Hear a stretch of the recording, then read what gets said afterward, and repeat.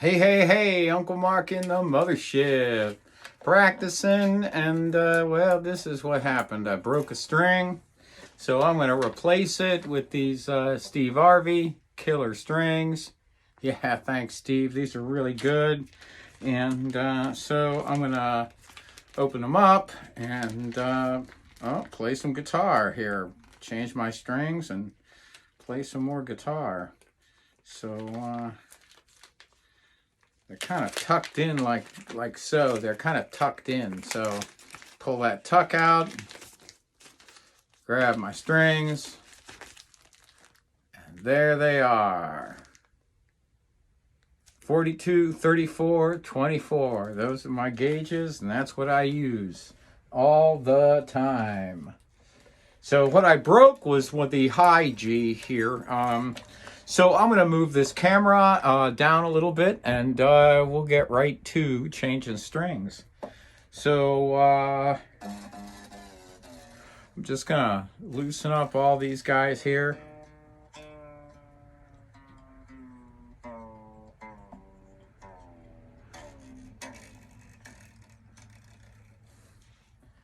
Take my handy pair of side cutters. Cut. Take out the offending, there we go, there's one, there's two, there's one in there I can't really get to well, there it is. So there's my 3 ball ends. So yeah, put those on the floor. Now I gotta unwind all these guys, and I just unwind them like that. Kind of unwind them. I don't do any fancy winds or anything. Everything looks pretty good. I'm not a big guy to clean a lot of stuff, you know, if it's just kind of there, kind of leave it there. I like to make sure that these are all the same height. Kind of are. So after that, I just start grabbing strings. I like to tune from the bass string first.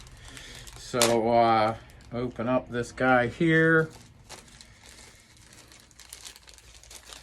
I really don't like to pull them apart. I kind of do it the easy way, nice and gentle like, and it kind of comes apart on its own. But that's me. Go to the back of the instrument, come through. Don't string your guitar backwards. That's like a big no-no, and makes you look like a big dum-dum, because I've done it, and yeah, it makes you look like a big dum-dum. So as I've said before, I make my finger look like a gun, you know, that kind of thing. And I come down the 12th fret, nice and gentle. Then I make a big kind of a pinch. Grab my handy little winder. These things are really handy. I mean, you don't need them, but they're just so handy. And then I kind of grab the top and push it down just enough so that the tail is coming up on top of it. So coming around like so, she'll be coming around. And usually doing this, you get about 3 good turns. So I've got, looks like I have 2 going on 3. So that's kind of what it gives you is that many turns. I don't think you need that many turns, but you know, whatever gets you through the night is all right. And as long as you don't have any trouble with it. Oh, this is the 34. 34 is the D string middle. Stuck in the middle with you. I find the middle one, stuff it in there. Pull through. All right, now I'm like really old, and I can never find that opening for the string. And I'm going to do the same thing. Get out of there. Make like my little pistol thing. Do that. Come on.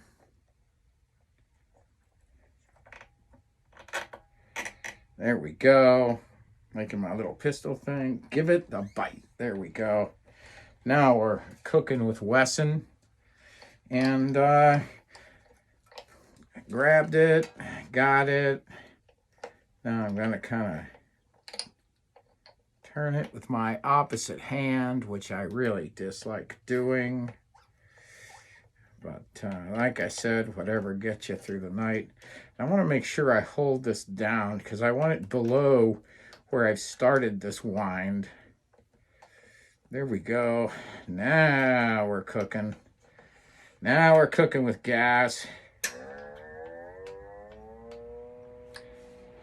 And I just get it somewhere fairly solid. Make sure down here that you're on the roller. You know, you got these little rollers. Make sure you're on that little roller right there. It's kind of important to be in the right spot. Got my 24. Open that puppy up. And like I said, I kind of let these things unwind themselves. I kind of just coming through. And if I have to, come through again. And it kind of just unwinds itself. I don't like to stress strings too much. They get stressed enough with me playing them. And coming through. All right, doing the same thing, doing that pistol grip thing. There we go. Now we got a nice little bend in it.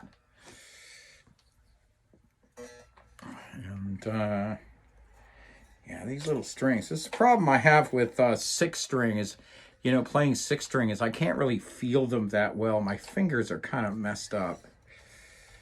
And I have a feeling it's from playing along many years of playing.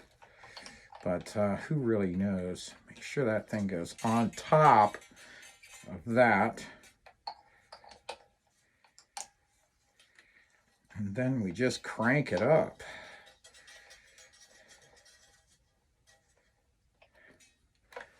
And I also want to make sure this goes underneath that initial wind. Kind of always looking for that. I've made so many mistakes doing strings that I kind of am wary about everything. So I'm looking down here, looking there. That looks good. Fortunately, I have a six string next to me, so I can just do a D.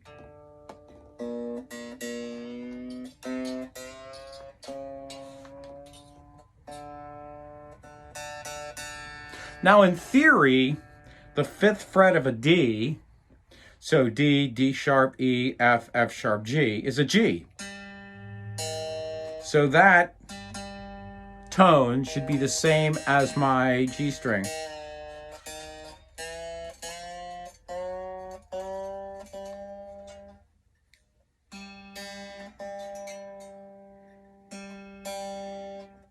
And in theory, G, G sharp A, B flat B, C, C sharp D, this note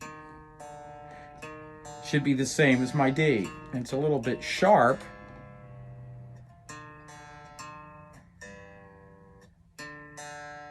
Now, if everything is right, then they're all correct. So when I cut off the tails, I always leave a couple of inches. Okay? And that's because if I make a mistake, I've got some room. I've got some wiggle room in case I make a big mistake. And throw those on the floor, and I'll pick those up in a minute. And then let me grab a chord, see what we sound like. My Vox Mini Go.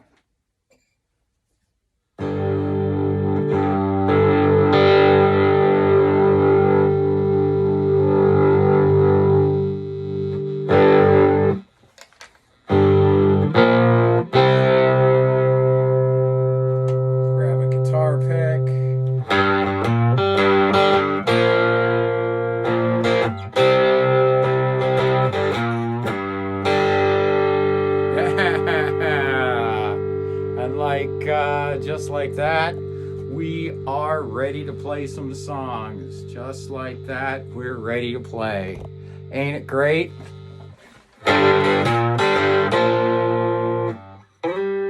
Fifth fret.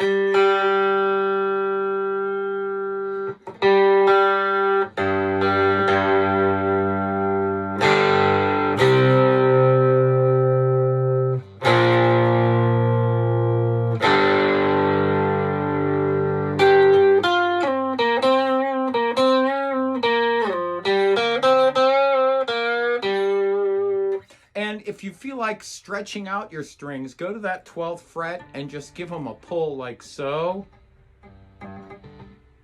And that'll help stretch them. Don't reef on them like it's a bowstring or something, but just give it some wiggle. And what that'll does is it actually creates tension and stretches them out a little. So let's see where we're at.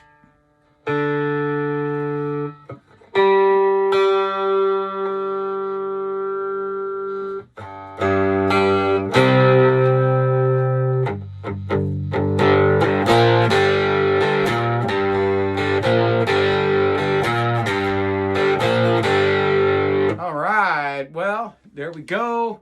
3-string cigar box guitar, and Steve Arvey killer strings, man. They work great. Thanks, Steve. Really appreciate it.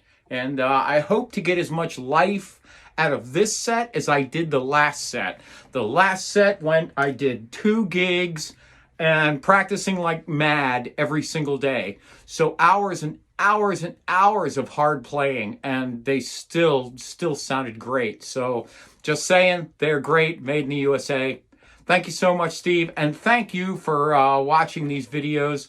Really appreciate it. Thanks for all your support. We are a 100% all donation channel, and the only reason we exist is because of you and for you. I'm here for you. That's what I'm here for. And so that's why I don't monetize anything. And it's your generosity that makes all this happen. PayPal and Square links down below. We'll see you later.